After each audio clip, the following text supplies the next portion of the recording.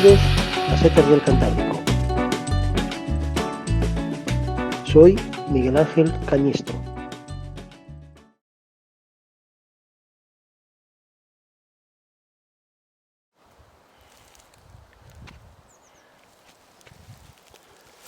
Bueno, vamos a ver qué seta es esta. Como queremos saber qué seta es, vamos a sacarla entera, extraerla entera.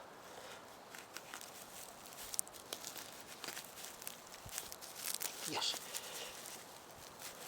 ¡Qué su madre!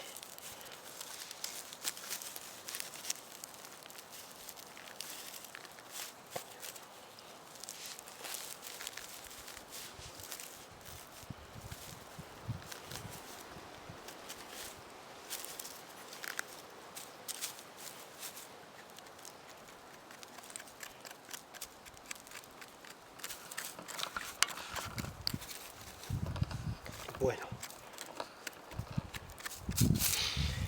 pues estamos, al parecer, ahora vamos a verlo,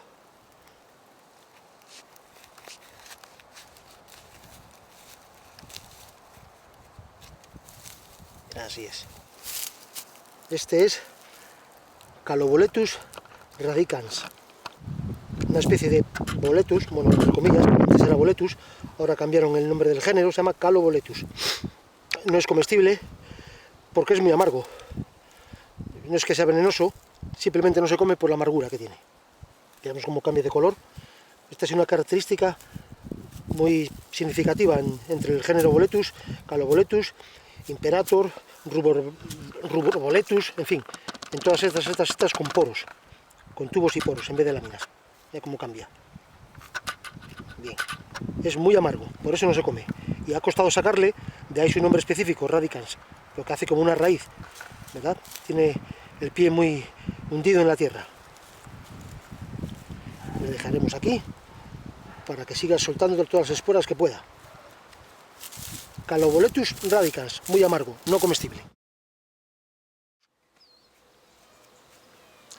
Bueno amigos, pues nada, hasta la vista. No olvidéis suscribiros y hasta la próxima seta.